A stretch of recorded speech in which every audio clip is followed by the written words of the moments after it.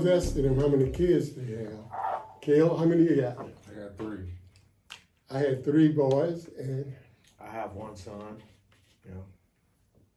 and 2 of my sons are still here. The other one passed.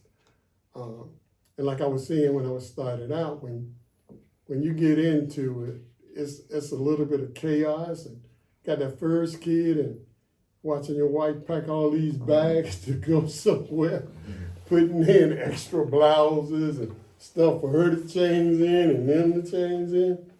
You know, it's not stressful, but it changed your life. How about you when your first daughter got here? My firstborn. It was definitely an eye opener. It definitely made me do a lot of self-reflection. Just not on that appointed time that she was being born or the time that she entered this world, but all of those things that I had done up until that point. So for me, that's what it was. It was a stroll down memory lane to go back and see where I messed up, you know, some people that I probably wronged on the way. So I had to, you know, for me, I wanted to be better, a better man. I wanted to grow to become a good father. So I knew that I had to change some things. So that's what my first one was. My first one was definitely a reflection on just everything that led me up to that point. Okay. And what about you? Well, my first one and my only one, I should say, made me grow up fast. Yeah. You know, you just never know, you know, when God puts something on your lap that makes you have to mature, you know, and grow up, even if you don't want to, you know, or put you in a position to where you know that you have to provide, you know that you have to be a role model to the kid and to your seed. I have a father in my life, and you know, which was a good blueprint to know how to parent and know how to go to him for advice, knowing that this is my first rodeo with having a kid. It was a joy. It was scary at first, finding out, like, you know, when she comes to you and says, guess what? Oh, I already know this. Guess what? Oh, guess what? Oh, you're pregnant. How'd you know? Yeah, just knew. Just something in the atmosphere just had me to I just knew that when she said, guess what? I just knew that she was pregnant. But I was happy and also scared at the same time. But God just, you know, he just guided me through the whole situation. I was young. I was 26 years old. You know, I moved out here to Atlanta when I was 20 years old.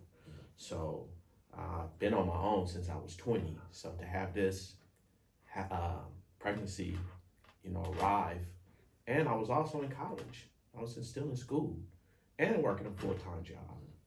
So it was challenging, but at the same time, I had to step up to the plate. So, and you know, also it helps to have a great mother that's having your kid, you know, in which I do have in Seattle. So, yeah. Like I was saying earlier, you know, we raised all of them the same way. You know, with Sunday school, church, this and that. And you get to a point and you realize, even with the twins, all of y'all are different people. Mm-hmm. None of you guys are the same or acting the same. And ain't nothing I can do about it except for love you. Yeah. You just done, you know, to that point and stuff. You know, a lot of stuff you like and a lot of stuff, you know, you lay up in bed and you and your wife talk about it that night and wake up and you talk about these same characters the next morning. What should we do, this and that, and, you know, try to get through life with them. Yeah.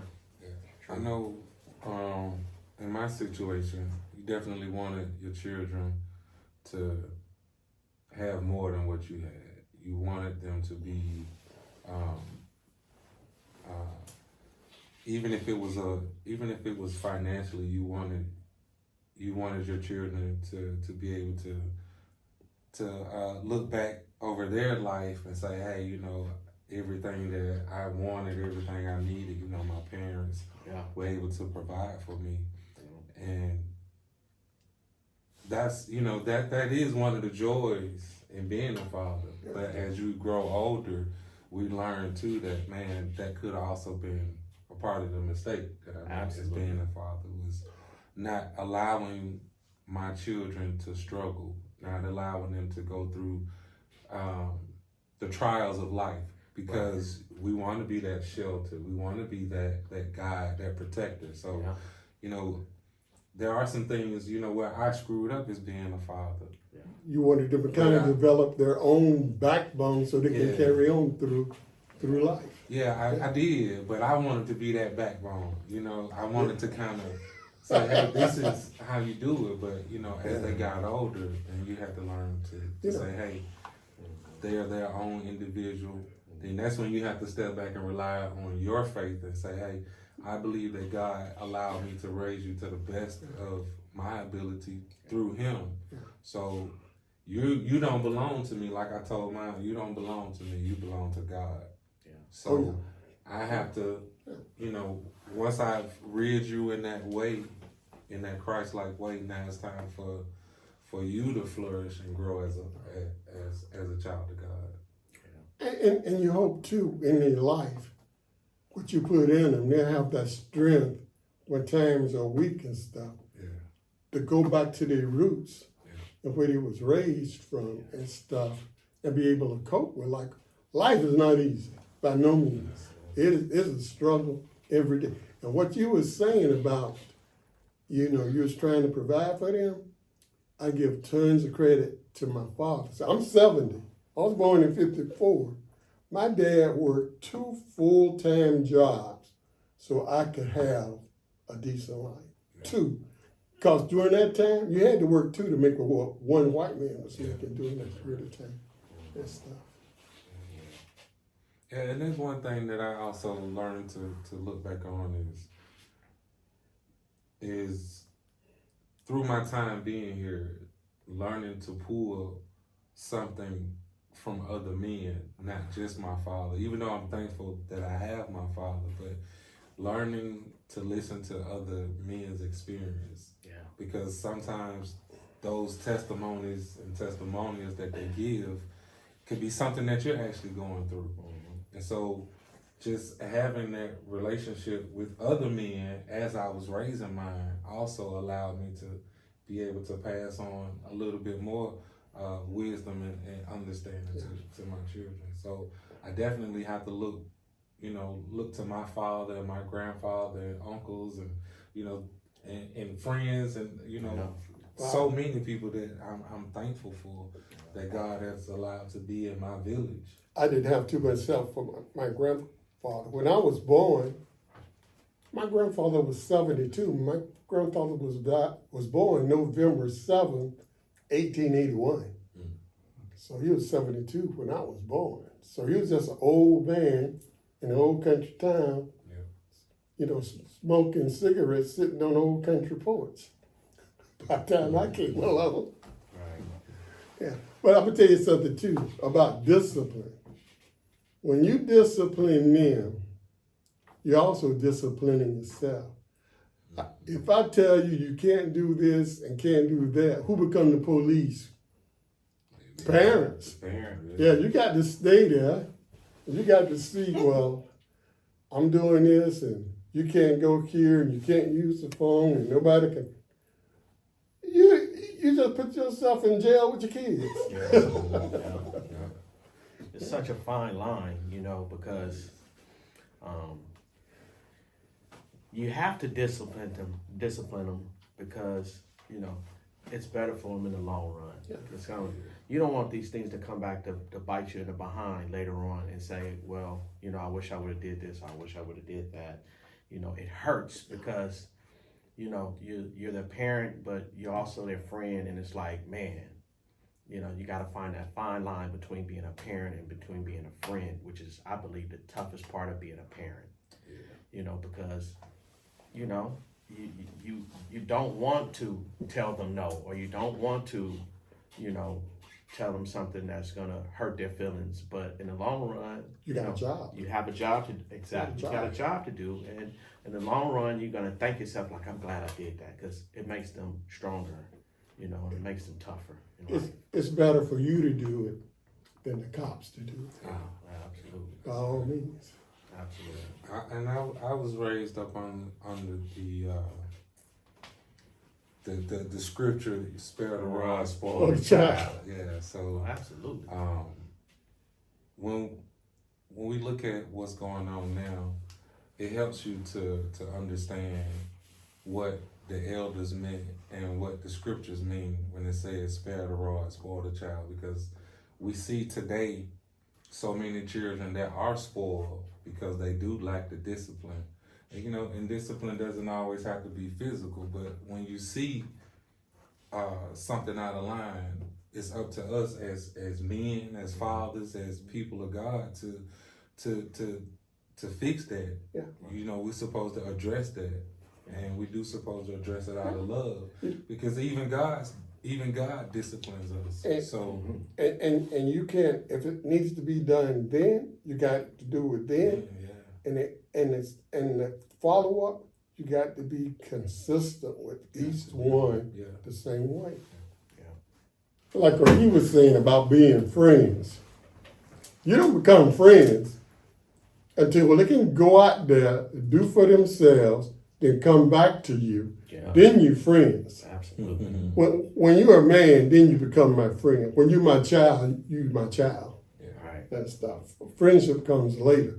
And the thing about it is, it's really nice when you look at your daughters, and wait till your son get grown and come back. Y'all be hanging out and doing stuff, and he looks to you with reverence, and you look to him with pride. Like with a son, it's a different thing. I don't know anything about daughters. I don't know anything about. I know one thing. When you go into the store, the boys' areas are dressed by basketball, and the girls the rest of the floor. Clothes and stuff. Yeah. Oh man. Yeah. Well, since I do have two daughters, now I think that's expensive. Now that they're grown,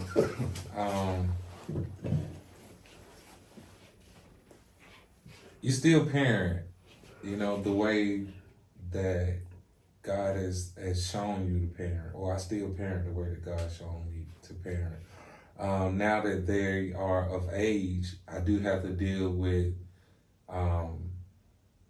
you know, more so of what the world says. So I don't see myself being more combative with my children. More so, I'm more combative with the ideas that they bring to the table now. Only because a lot of things that the world has to bring, you know, the world shows us and the world offers us is not according to scripture. So only thing I can do is just tell them what thus said the Lord, what it says in the scriptures, and plant that seed, and then allow God to nourish that seed. And the same thing for my son. Being that he's 17, he's going through, you know, growing into manhood. Yeah. So I understand how I was when I was 17. And so I know that I understand. You just have to be there. I understand. You know, when you're growing up, you know, when you're like 8, 9, girls ain't cool. Yeah. But when you get like 12, 13, they start to look a little bit better. Yeah. I just want this generation to understand that, you know, we were once their age before. Yeah.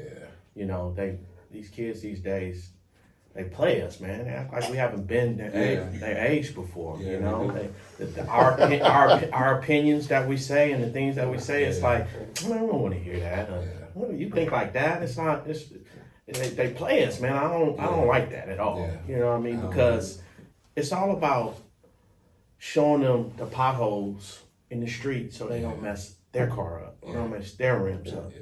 you know, and we're not going to tell you anything that's not true or experience that we haven't been through, Yeah. you know, so trust what we say to you because it's going to benefit you in the long run. Yeah. And that's the things that, you know, I try to have with my son, Yeah. you know, because it's just, you know, as he's my only son. And, you know, sometimes I say things to him and he'd be like, you know, yeah, Pop, I know, or, you know, the way I think might be different than the way you think, but that doesn't make my thinking and the way I think about something invalid or wrong. Right. It's okay to have different opinions and things. True. Right. You know what I mean? You don't write anybody off just because they think that's right. differently than you Yeah. think. Yeah. Yeah. We all have an opinion, and it's okay. And we can bring it to the table. It's okay to disagree, agree to disagree on Right. things. Right. You know, you bring it to the table, you address it. If you don't like it, that's fine. But don't belittle me or think differently of me because I have a different opinion than you. Right. But see, he's 24 Yeah. with 3 sons. Like my baby twins will be 40 at the end of October. And 24, they ain't quite there yet. I thought I was grown at 22, 23. Right. But I'm riding in the car with one of my sons driving, right? And this car just going so slow. And now he's like 28. He turns to me and says, I mean, he could have went around and would have been illegal. He looks, let me say, Pops, 5 years ago I would have been around here. And I realized why insurance company wait to 25 to give him that break. And then rents.